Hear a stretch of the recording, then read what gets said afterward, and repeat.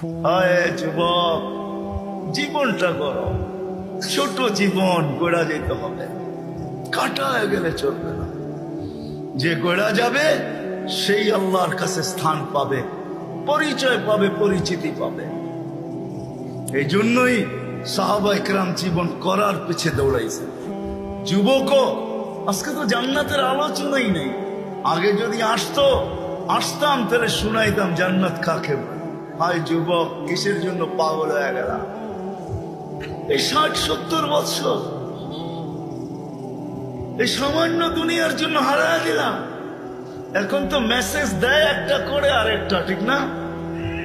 এক মাসে 14 তারিখ আসে না? একটা মাস বাংলাদেশে 14 তারিখ আসে না? 14 তারিখ, হ্যাঁ, মেসেজ দিছে একটা। জাজপুরের জায়া দেখে, ত্রিমোহনীতে জায়া দেখে জুতা লয়া খাড়া রয়েছে। হায় হায় হায়, কক্সবাজার জায়া জুতা দেখে আসছে, ঠিক না? জুতা চিনেন? কিসের জুতা? বার্মিস জুতা। কেন বার্মা কাছে না? হ্যাঁ, রোহিঙ্গা গো জুতা দেখে আসছে? না না না না, বারবার তাকাইছে সৈকতে, যে একজনের দিকে জুতা খুলে দেখা দিছে সাইজ একবারে, আরেকবার দেখবি তো সাইজ। যুবক, কসম খোদার, জান্নাত সৈকত রাখা আছে। চোখে চোখ লাগতে দেরি, বুকে লাগতে দেরি হবে না।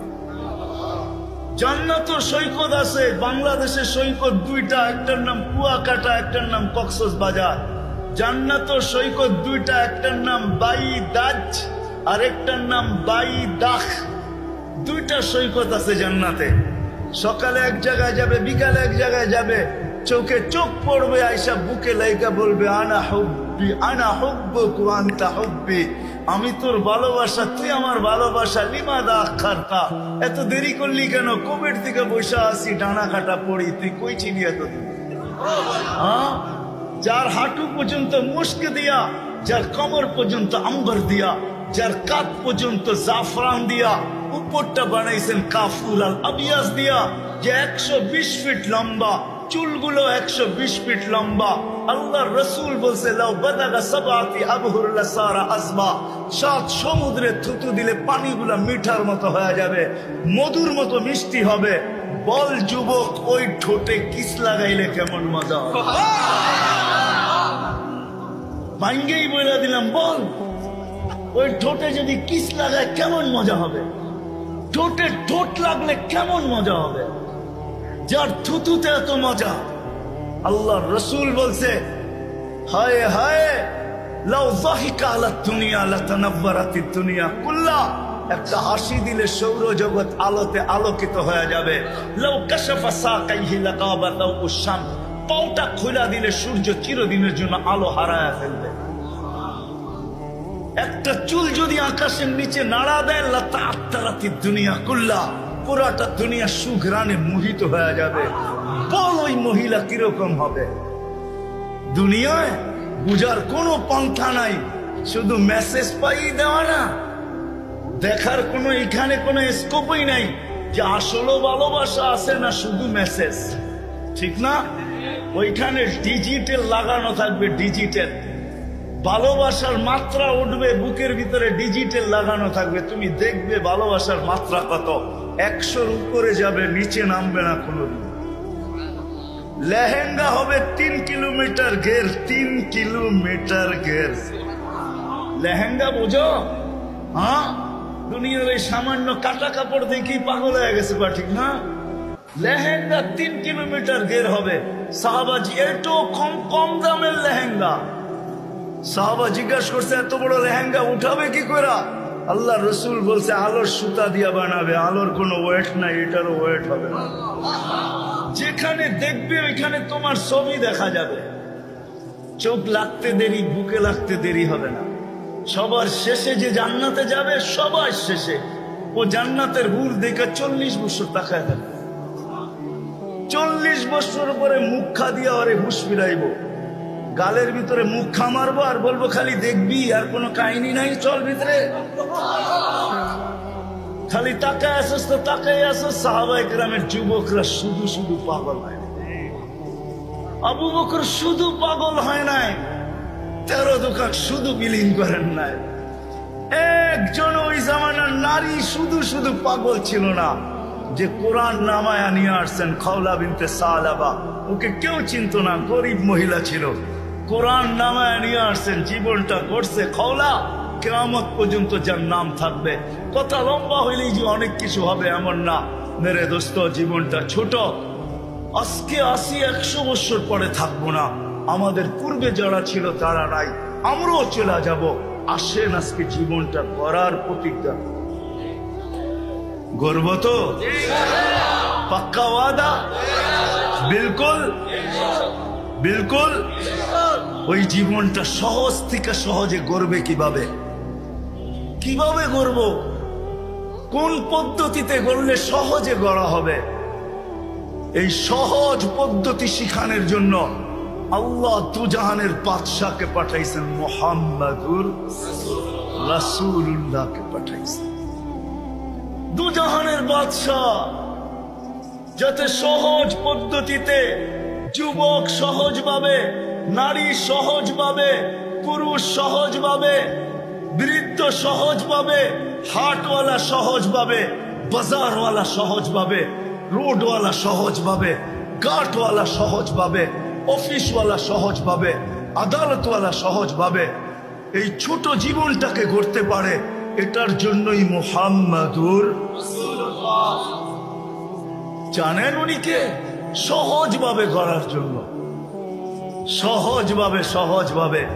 আমি বলি চলেন একটা দিয়ে শেষ করি, ওনার পরিচয় দিতে গেলে আমি হারায় যাব, সময়ও নাই যে মুহাম্মাদুর রাসূলুল্লাহ সাল্লাল্লাহু আলাইহি ওয়াসাল্লাম কে। এতটুকু অবশ্যই বলবো, আপনি তো প্রচার করেন বৎসরে একদিন, ঠিক না? হ্যাঁ, যদি বুঝে আসে তাইলে শোনেন, কোরআনের একটা আয়াত প্রতি জুমায় পড়া হয়, খুতবার ভিতরে পড়া হয়, ইন্নাল্লাহা ওয়া মালাইকাতাহু ইউসাল্লুনা আলান নবী ইয়া আইয়ুহাল্লাযীনা আমানু সাল্লু আলাইহি। আল্লাহ কি বুঝাইছে আমাদেরকে? নবীর উপরে, এটাই বুঝছেন, ঠিক না? হ্যাঁ, আসলে এটা বুঝান না আল্লাহ। এখানে 3টা প্রশ্ন আছে। আল্লাহ আমাদেরকে দুরূদ পড়তে বলছে। আমি যদি আল্লাহকে বলি, আল্লাহ দুরূদ তো আমি পড়বো বটে, কিন্তু একদিন তো আমি চলে যাব, আমাদের নবীজির উপরে দুরূদ কে পড়বে? তা আল্লাহ বলে, বেওকুফ, তুই দেখোস না ফেরেশতারা পড়বে? আমি যদি আল্লাহকে আবার প্রশ্ন করি, আল্লাহ একদিন তো ফেরেশতা মারা যাবে, তো আপনার বন্ধুর উপরে দুরূদ কে পড়বে? তা আল্লাহ বলে, তুই বুঝি প্রথমে দেখিস নাই, ইন্নাল্লাহ, আমি আল্লাহ পড়তেছিলাম, পড়তেছি, পড়তে থাকবো, আমার বন্ধুর দুরূদ কোনোদিন আমি বন্ধ হইতে দিব না। আমি যতদিন থেকে আসি অতদিন থেকে বন্ধুর দুরূদ পড়তেছি, এটাই সত্য। আমাদের নবীর প্রচার আল্লাহ সমগ্র সৃষ্টির 1000 বছর আগের থেকে শুরু করছেন, আরো প্রচার শুরু করছেন বন্ধুকে পাশে বসায়া রেখা। সৃষ্টিরও সমগ্র সৃষ্টির 1000 বছর আগের থেকে। যদি উলামা বলে এটা কই থেকে পাইলেন, আমি বলবো কোরআন আমাকে বলে। ইয়াসিন সূরার ভিতরে আছে, 1000 বছর আগে আল্লাহ ইয়াসিন পড়ছেন। ইয়াসিন আমাদের নবীজির একটা নাম, 10টা নামের ভিতরে একটা নাম ইয়াসিন। আল্লাহ ডাক দিছেন ইয়াসিন, তারপরে কোরআনে হাকিমের কসম খাইছেন।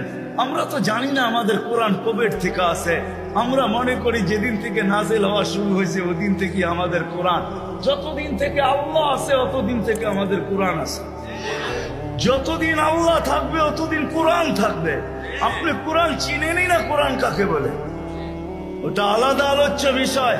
তো কোরআন আমাকে বলে, আল্লাহ কোরআনের কসম খাইছে। তারপরে আল্লাহ বলতেছে, ইন্নাকা লামিনাল মুরসালিন। আরবি গ্রামার আমি ভুল করতে পারি, আল্লাহ ভুল করতে পারে না। আরবি গ্রামারে ইন্নাকা ওই ব্যক্তিকে বলা চলে যে সামনে বসা উপস্থিত, তাকে সম্বোধন করা চলে ইন্না। এছাড়া আরবিতে ইন্নাকা বলা চলে না, ইন্না হু বলা দরকার ছিল। মনে হয় নবীজি ওইখানে বসা ছিল সাল্লাল্লাহু আলাইহি ওয়াসাল্লাম। তারপরে আল্লাহ বলতেছে, ইন্নাকা লামিনাল মুরসালিন, বন্ধু আপনি নবী হিসাবে প্রেরিত। ওই রসুল দিছেন আল্লাহ আমাদেরকে, ওই রসুল যার প্রচার চলতে চলতে চলতে চলতে চলতে চলতে হায় হায়, মার পেট পর্যন্ত চলতেছিল, মার পেটে আসতে দেরি, সুঘ্রাণ বাহির হইতে দেরি হয় না। মার পেটে আসতে দেরি, আমেনাকে তরুলতা সালাম দিতে দেরি করে নাই। লম্বা কাহিনী। ওই রসুল আসছেন যেন সহজে, প্রত্যেক ব্যক্তি সহজে সহজে ওই পদ্ধতি নিয়ে আসছেন। আমি তো বলি, হায় সারা দিন যেই অটোওয়ালা নামাজ পড়তে পারে নাই, সারা দিন যদি অটোওয়ালা নামাজ না পড়তে পারলো, আমার কোনো আক্ষেপের বিষয় না, কিন্তু যখন ঘুমাইতে গেল তখন ঘুমের বিছনায় যায় যদি এতটুকু বলতে পারে যে মালিক সারাদিন অটোতে ছিলাম, রাখারও সুযোগ ছিল না, আমারও পেটের টান ছিল, বাচ্চা কাচ্চারও পেটের টান ছিল, আয় মালিক সারাদিন অটোতে কাটায় দিছি, তোর ডাকে সাড়া দিতে পারি নাই, এখন ঘুমাইতে চলছি, ঘুমো তো মউত, জানি না সকালে তুমি উঠাবে কি উঠাবে না, যদি না উঠাও তো মালিক এই মুহূর্তে আমি তওবা করে ঘুমাইতে চাই, সারা দিন তোর ডাকে আমি সাড়া দিতে পারি নাই, এখন কিন্তু আমি তওবা করে ঘুমাইলাম। যদি ঘুমায় গেল তো কোরআন আমাকে বলে ইন্নাল্লাহা ইউহিব্বুত তাওয়াবিন, ওই ব্যক্তির তওবা আল্লাহর কাছে গ্রহণযোগ্য হবে। ইয়া কওমি ইস্তাগফিরু রাব্বাকুম ইন্নাহু কানা গাফফারা, তার তওবা কবুল হবে। শুধু কবুল হবে না, সে আল্লাহর প্রিয় পাত্রদের অন্তর্ভুক্ত হবে, ওই লিস্টিতে তার নামও হবে। যদি আজকে বাইকওয়ালা, সিএনজিওয়ালা সারা দিন নামাজ পড়তে পারলো না, আমার কাছে কোনো আফসোসের বিষয় নাই, যদি ঘুমানোর সময়ও যদি একটু তওবা করে ঘুমাইতো।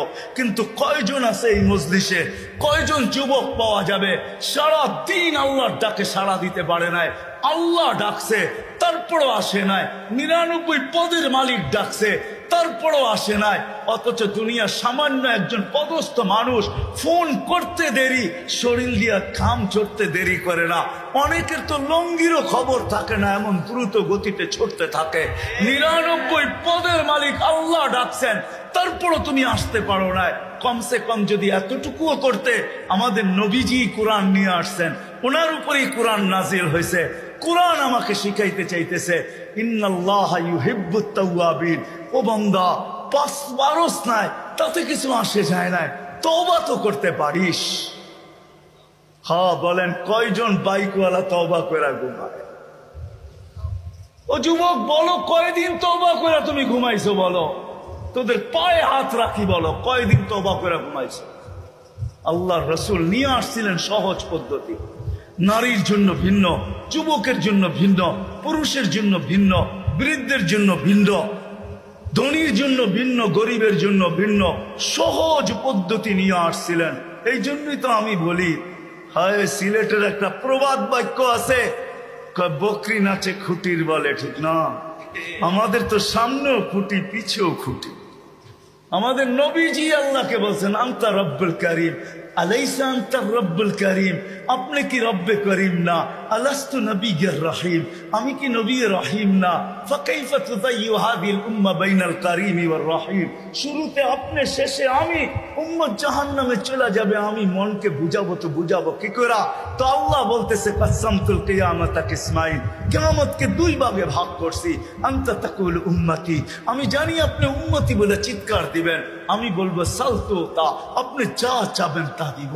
শাফি তু শাফা, আপনি যা সুপারিশ করবেন আমি মঞ্জুর করবো। কিয়ামত আপনার আর আমার। আমাদের সামনেও খুঁটি, পিছেও খুঁটি। ওই রসুল পাওয়ার পরেও যদি আমরা জীবনটাকে গুছাইতে না পারি, আমাদের চেয়ে হতভাগা কেউ হবে না। আসেন, শিখতে হবে, এটা ওয়াজ দেওয়া হবে না, শিখতে হবে। শিখার জন্যই আল্লাহ বাংলাদেশের জমিনকে ক্ষেত্র বানাইছেন। সারা দুনিয়ার থেকে সহজ ক্ষেত্র বাংলাদেশের জমিন। এরকম জমিন মক্কা, মদিনা, বাইতুল মুকাদ্দাস ব্যতীত দুনিয়ার কোথাও আমি যতটুকু ঘুরছি অতটুকু পাই নাই। আমি সাহারা মরুভূমিও চৈসা দেখছি, আফ্রিকার জঙ্গলও চৈসা দেখছি, দুনিয়ার উন্নত থেকে উন্নত দেশও চৈসা দেখছি, গরিব থেকে গরিব দেশও যায় দেখছি, আরে দ্বীপ দেশও যায় দেখছি। কোথাও এরকম পরিবেশ পাই নাই যে পরিবেশ আমাদের দেশে আছে। কদমে কদমে ওলামায়ে কেরাম আছে, হক্কানি আলেম আছে, মক্তব আছে, মাদ্রাসা আছে, হেফজোখানা আছে, মসজিদ আছে, আল্লাহওয়ালা আছে। বাংলাদেশের মতো ক্ষেত্র দুনিয়ার কোথাও নাই।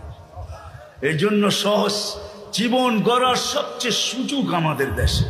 এই জন্য পায়ে হাত রেখা বলবো, আসেন নবীর আদর্শে নিজের জীবনটাকে গড়ি।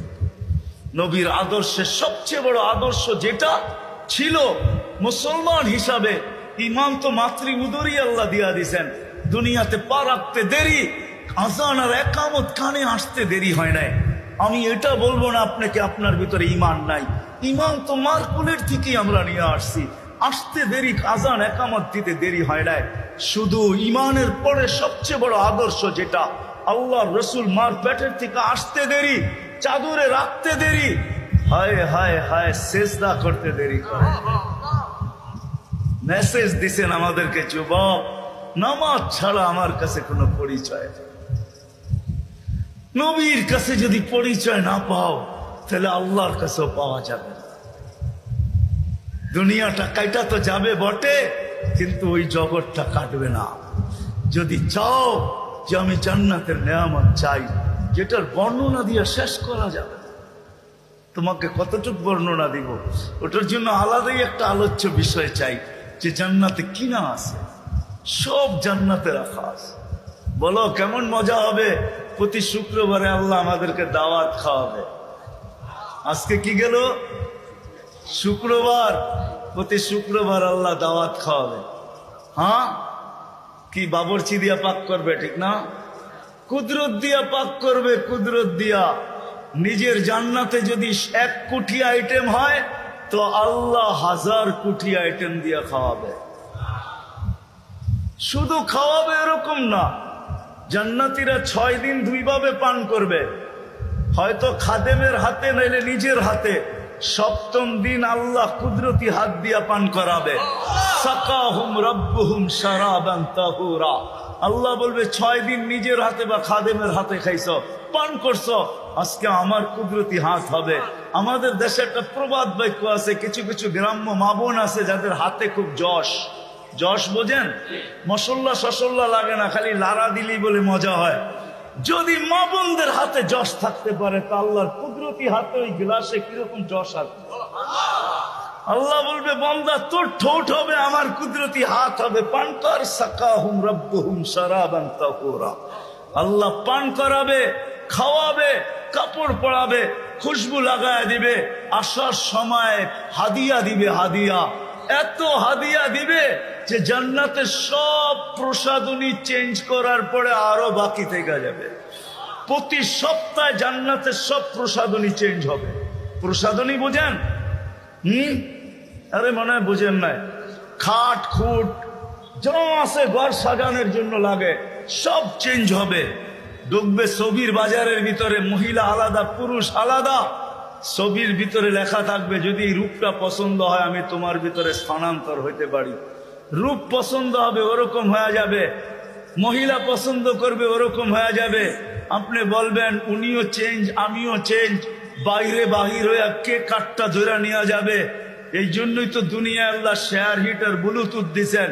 আপনি চেঞ্জ হইবেন, ব্লুটুথে ওনার কাছে ছবি চলে যাবে, উনি চেঞ্জ হবে আপনার কাছে চলে আসবে, বাহির হইয়া দুইজনের হাতে ধরে চলে যাবে। ওই জান্নাত রাখছেন। সময় যদি হইতো তো তোমাদেরকে দেখাইতাম চাও কি আর কি না আছে। সাহাবা এই জন্যই পাগল হয়েছেন। আসেন ওলামাদের সোহবতে, আল্লাহওয়ালাদের সোহবতে নবীর আদর্শ শিখি, আর সহজ আদর্শের মাধ্যমে আমার জীবনটাকে গড়ি। কি করবো তো? শিখবো তো? হ্যাঁ। আর আল্লাহ রসুলের আদর্শের ভিতরে সবচেয়ে বড় আদর্শ 5 ওয়াক্ত নামাজ। কি? হ্যাঁ, আজকের থেকে কে কে ছাড়বে নামাজ দেখি? আর পড়বে কে কে? পড়ার ওয়াদা কে করতে পারে যে কোনো অবস্থায় নামাজ ছাড়বো না? নামান। আপনারা আমার চেয়ে ভালো ছিলেন আব্দুল কাদের জিলানী রহমতুল্লাহ আলাইকে, ঠিক না?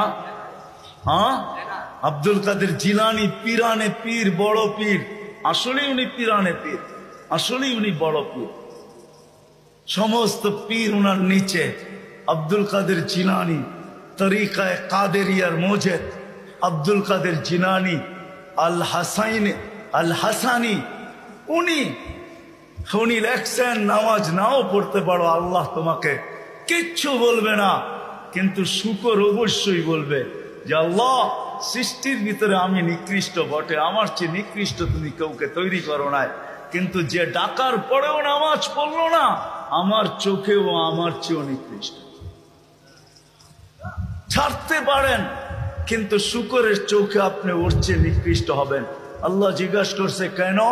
বলছে কিয়ামতের দিন আমি মাটি হব, ও জাহান্নামের ইন্ধন হবে। সে যুক্তিও দিছে। এই জন্য আজকের থেকে নামাজ ছাড়বো, হক্কানি আলেমদের কাছে যায় নবীর আদর্শ শিখ। শেষ কথা, এতটুকু ছাড় দিছেন, মান তামাসসাকা সুন্নতি ইনদা ফাসাদি উম্মতি ফালাহু আজরু মিয়াতি শাহীদ। আল্লাহর রাসূল আমাদের জন্য সুযোগ দিছেন, একটা সুন্নত ধরেও যদি লটকায়া থাকতে পারি, জুলা থাকতে পারি, আর এই ঝুলন্ত অবস্থায় যদি কবরে পৌঁছতে পারি, তা আল্লাহর রাসূল ওয়াদা দিতেছেন যে আমার আল্লাহ আমাকে জানায়া দিছেন 100 শহীদের মালা নিয়ে তোমাকে স্বাগত জানা। এই জন্য আদর্শ শিখি, আর আদর্শ উলামাদের কাছ থেকে শিখি, হক্কানি আলেমদের কাছ থেকে শিখবো তো। আর এই মাদ্রাসা মক্তবগুলার সাথে, মসজিদের সাথে, মাদ্রাসার সাথে, মক্তবের সাথে, হেফজোখানার সাথে সংযুক্ত হই, নিজেকে সংযুক্ত করি। এই উম্মতের জন্য সুবর্ণ সুযোগ। এই উম্মত এক নেকি দিয়া জান্নাতে যাবে। কয় নেকি দিয়া? বিশ্বাস হয় না? হয় কি? বুঝা না না বুঝা? শুনছেন কোনদিন? না না শুই না। দলিল আছে? চলেন দলিল দেই। এক ব্যক্তির কিয়ামতের দিন এক নেকি দরকার হবে পাশ করার জন্য। আল্লাহ বলবে নিয়ে আয়, তো কিয়ামতের মাঠে ঘুরে আসবে, আপনজনরা কেউ দিবে না। যখন ফিরত আসবে নৈরাশ হইয়া, তো দূরের থেকে একজন ডাকবে, ওই এদিকে আয়। তো যে দেখবে বলবে তোর চেহারার এই অবস্থা কেন? বলছে যাদের কাছে বললে কাজে লাগতো তাদের কাছে বলছি, কোনো কাজে লাগে না, তোমাকে তো চিনি না, কি কাজে লাগবো? বেউকুব, কাজে লাগুক আর না লাগুক, তোর চেহারার অবস্থা তো দূর অবস্থা, কমসে কম ভিতরের ব্যথাটাও একটু কমবে। তো জিদের ঠেলায় বলবে এক নেকি লাগবে, এক নেকি। তো বলবে এক নেকি, বুঝা দেখিস কিন্তু, কহ এক নেকি লাগবে, বেশি লাগবে না। রাগ হয়ে বলবে বাবলো এক নেকি লাগবে, ডাকছে না, আরো রাগ হয়ে যাবে, এক নেকি লাগবো বেটা। তো জ্যাবেরতে বাইর করে বললো এক নেকি, জানছে বাবা এক নেকির লিগে চেহারার এই অবস্থা। তো খুশিতে আটখানা হয়ে দৌড়ে আল্লাহর কাছে যাবে। আল্লাহ জিজ্ঞেস করবে এত খুশি কেন? নেকি নিয়ে আসছি। তোর এই মাঠে কে দিল? আপনি ভাবছেন আপনি একাই আছেন, আর কেউ নাই? তা আল্লাহ বলবে যে দিছে ওরে ডাইকা নিয়ে। তো যা দেখবে ওইখানেই দাঁড়ায় আছে, খুব আল্লাহ ডাকে, নেকিও দিলাম, বিপদও পড়লাম, দূরেই দাঁড়ায় ছিলাম, ভালোই ছিলাম। তা আল্লাহ জিজ্ঞাসা করবে কিরে নেকি দিলি কেন? তো ও বাপ নিবে। বাপ বোঝেন তো? বাপ নিয়া বলবে এক নেকি তো ছিল, আমার কি কামে লাগতো? এটা নষ্ট করে কি লাভ হতো? ওর কাজে লাগতেছে, লাগাই দিছি। তা আল্লাহ হাসবে আর বলবে আল্লাহ বলবে আমার চেয়ে বড় দাতা হইতে চাস, ঠিক না? বড় বাপ দেখাস এক নেকি দিয়া, দাতা হয়া, ঠিক না? আমার চেয়ে বড় দাতা হইতে চাস? তো যাকে এক নেকি দিছে ও তো পাশ হয়ে গেছে, ঠিক না? ওরে বলবে খুশবিয়া দিয়া আখিকা উদখুলিল জান্নাহ, ওর হাত ধর, চল দুইজনে জান্নাতে। আমার চেয়ে বড় দাতা হইতে চাস? এই জন্য বলতেছি এগুলোর সাথে নিজেকে সংযুক্ত রাখেন। মসজিদের সাথে, মার্কাজের সাথে, মাদ্রাসার সাথে, মক্তবের সাথে, হেফজোখানার সাথে, ওলামাদের সাথে, আল্লাহওয়ালাদের সাথে কোনো না কোনো ভাবে নিজেকে সংযুক্ত রাখেন। ইনশাআল্লাহ একদিন আমার কথা সত্য হবে। এই উম্মত এক নেকি দিয়েও পার হবে, আপনিও পার হয়ে যাবেন ইনশাআল্লাহ, আপনিও পার হয়ে যাবেন।